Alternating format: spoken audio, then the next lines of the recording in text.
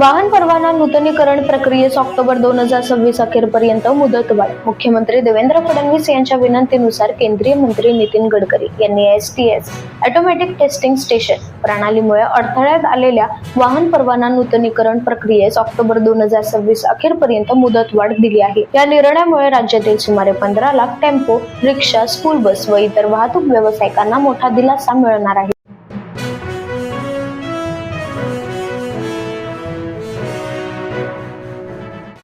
शिवसेना महिला आघाडीच्या वतीने बाळासाहेब भवन, नरिमन पॉइंट येथे आक्रोश आंदोलन. लोकसभा व विधानसभेमध्ये महिलांना 33% आरक्षण देणाऱ्या नारी शक्ती वंदन विधेयकाला काँग्रेसकडून दर्शविण्यात आलेल्या विरोधाच्या निषेधार्थ हे आंदोलन काढण्यात आले.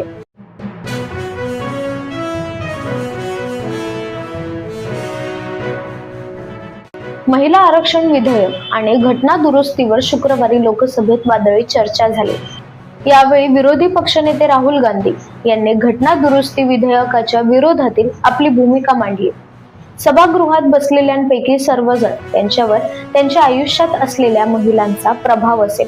आई, बहीण किंवा पत्नीकडूनही आपण अनेक गोष्टी शिकल्या असतील. पण पंतप्रधान नरेंद्र मोदी आणि माझ्याबाबत पत्नीचा मुद्दा गैरलागू ठरतो. आम्हाला तिकडून या संदर्भातील काही माहिती मिळत नाही, असं वक्तव्य राहुल गांधी यांनी केलं आहे.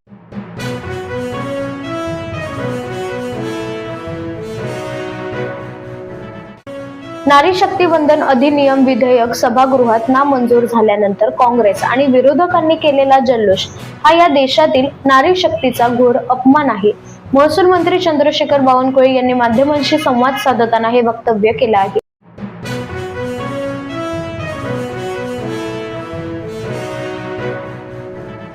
महिला आरक्षणाचे श्रेय पंतप्रधान नरेंद्र मोदींना मिळू नये यासाठी काँग्रेसने अडवणूक केल्याची टीका भाजपचे खासदार अशोक चव्हाण यांनी केली आहे.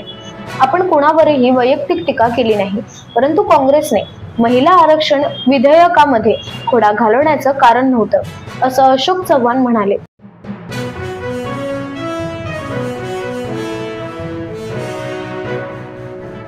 हा विजय नाही तर माझ्या देशातील माता भगिनींचा विश्वासघात आहे.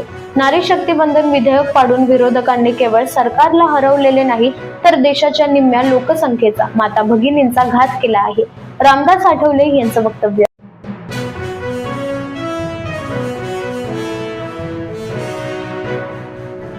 शिवसेना नेते संजय राऊत यांनी एक जोरदार राजकीय विधान केलं असून विरोधी पक्षाने सरकारचा एक कट उघडकीस आणून तो हाणून पाडला असल्याचा दावा त्यांनी केला आहे.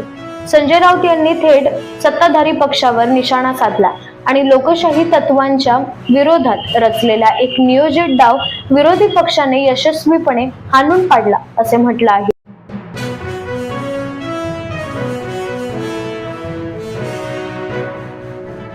महिलांना 33% आरक्षण देण्यासाठी काँग्रेस आणि इंडिया आघाडीने कोणताही विरोध केलेला नाही, परंतु भाजपने महिला आरक्षणाच्या नावाखाली आपल्या राजकीय फायद्यासाठी मतदार पुनर्रचनेचा डाव आखला होता.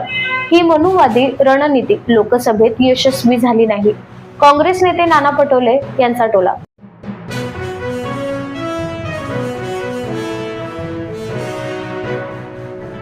स्वर्गीय राजीव गांधी यांनी स्थानिक स्वराज्य संस्थांमध्ये 33% आरक्षण लागू केलं व नंतर 50% आरक्षण ही काँग्रेसच्याच काळात लागू करण्यात आलं. खाल्लेल्या मिठाला जागाला शिका, मिठाचा कणा थोडा तरी मजबूत असू द्या, अशी घणाघाती टीका हर्षवर्धन सकपाळ यांनी केली आहे.